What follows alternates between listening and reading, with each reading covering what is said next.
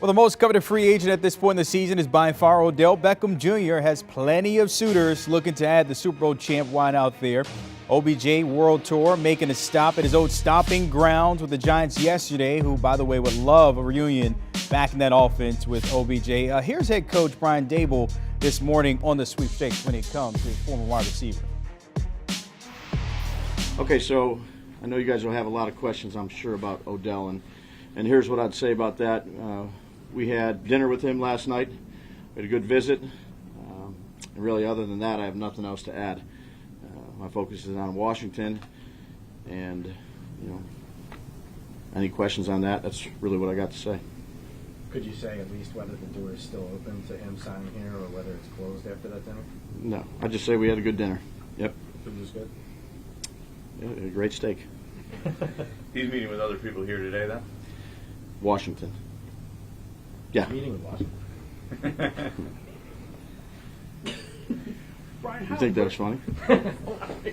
overall, how rare is it to have a visit like that in the middle of a game week and an important game like that? I mean, how do you divide your time up in terms of dealing with?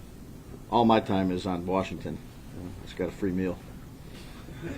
Did you have to discuss it with your team at all to say, hey, this is happening, but don't let your minds go there too far? No, and look, I understand all the questions, guys. What I said at the start, that's what I'm staying with right now. Everything is geared toward Washington and focused on today, having a good practice.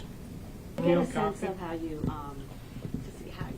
just to get a sense of how you think. Do you, like personally or individually, do you ever think of things as critical junctures, like when you're looking at it, even just personally or even as a coach, or is it your mindset to no matter what, I have to psychologically, emotionally, and mentally recover, and it's always things can change down the road? Yeah, I try to take it day by day. That's just the way I do it. I think there's a lot of things that can change. I don't think you can focus on the change that can happen 3 days from now, 2 weeks from now. That doesn't really do you any good. It's just, what can you do today to help your team be as good as you can be? How can you yourself be as good as you can be? That's how I take it, one day at a time. For more on this, NFL insider Josina Anderson braving the cold force again there in East Rutherford there with the Giants. And Josina, you were there for the presser this morning with Daboll. I'm sure it was more than a steak and a dinner last night, but what's your takeaway from their meeting here with OBJ yesterday? Well, first of all, no, they were not at the 40-40 club. So when you're saying it's more than a steak and a dinner, it wasn't that.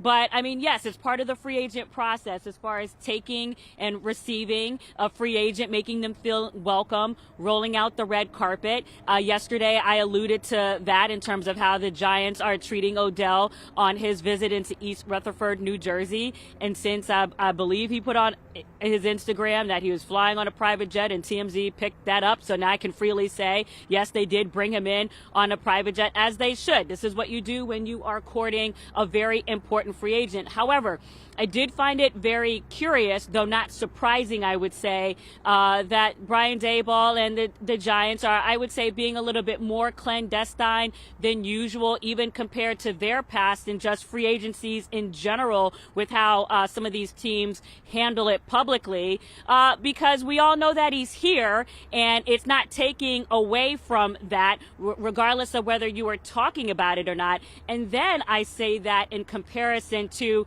how you think some of these other teams might handle it publicly. I expect the Bills to be, somewhat reserved as well when he eventually leaves here and goes there, although I do think Von Miller will eventually give us a lot of details in some aspect, right? And I know that OBJ is in good spirits this morning based on just recent interactions and what have you.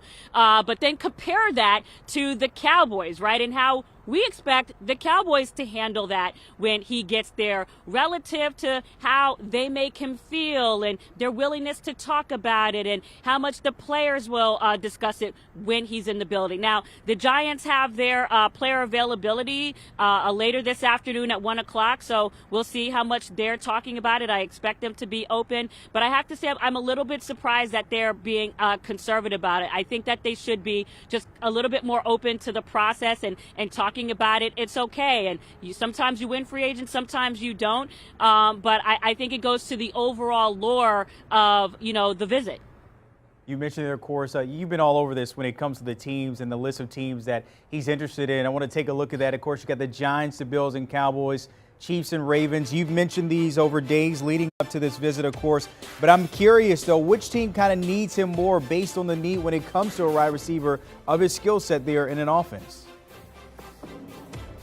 Well, the Giants definitely need him. And then we talked about the Ravens and we talked about the Cowboys. These are teams, when you look at their wide receiver production, that rank 20 and below. So there's no question that they need him. I think the other thing that is very interesting with the Giants is, and we touched on this a little bit yesterday, is how a free agent like Odell Beckham Jr. regards the quarterback position.